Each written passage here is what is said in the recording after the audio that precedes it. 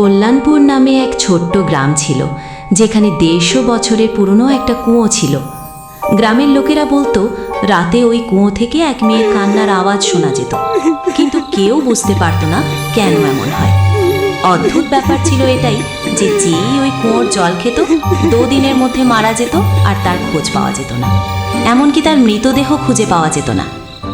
হঠাৎ করে একদিন শহর থেকে রাজু নামে এক ছেলে আসে গ্রামে তার কাকার সাথে দেখা করতে। রাজু শুনেছিল যে গ্রামে একটা কুয়ো আছে আর ভয়ে কেউ সেখানে যায় না। কিন্তু রাজু ভাবত ভয় শুধু মনের ভুল, এর বেশি কিছু না। একদিন রাজুর হঠাৎ করে জল তেষ্টা পায়, আর গ্রামের কাউকে কিছু না বলে সোজা কুয়োর দিকে এগিয়ে যায়। যখনই রাজু জল খেতে যাবে তখনই কুয়ো থেকে উঠে আসে একটি মেয়ের মুখ। তার মুখটা দেখা যাচ্ছে কান্না করছে, চোখ দিয়ে জল ঝরছে। রাজু ভয় পেয়ে ওখান থেকে দৌড়ে পালিয়ে যায়। ওই রাত্রে রাজুর ঘুম আসে না, যেন মনে হচ্ছে কেউ যেন ওকে দেখছে। ওর নিজেকে যেন ভয় লাগছে। সকালে রাজু এক গ্রামের লোককে জিজ্ঞাসা করে, দাদা, এই গ্রামের কুয়ো এত ভয়ঙ্কর কেন? এছাড়া এই কুয়ে এমন কি আছে যে শুধু ছেলেদের মেরে ফেলতো? আজ পর্যন্ত এর কোনো কারণ কেউ খুঁজে পায়নি। তাহলে তো কোনো তান্ত্রিককে বলে এর কোনো সমাধান খুঁজে বার করতে হবে।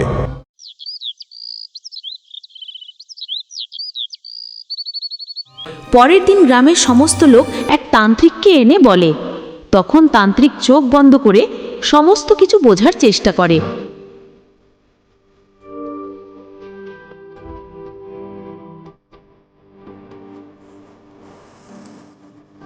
এতে খুবই ভয়ঙ্কর অবস্থা। এ কথা বলে তান্ত্রিক তাড়াতাড়ি করে দৌড়ে পালায় ও গ্রাম ছেড়ে। এ কথা শুনে গ্রামের লোক আরো ভয় পেয়ে যায়। একদিন অমাবস্যা রাত্রি কুয়ো থেকে এক ভয়ঙ্কর শব্দ আসছিল। এরপর রাজু আস্তে আস্তে করে কুয়োর দিকে এগিয়ে যায় এবং একটা গাছের নিচে সে লুকিয়ে যায়। হঠাৎ করে কুয়ো থেকে বেরিয়ে এলো তার সেই ভয়ঙ্কর শরীর। সেই অমাবস্যার রাত্রে হেঁটে হেঁটে একটি ছেলে বাড়ি ফিরছিল।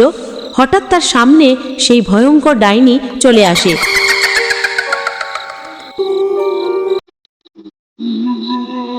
এবং সেকেন্ডের মধ্যেই তাকে মেরে ফেলে। তখন রাজু এসব দেখে আরো ভয় পেয়ে যায়।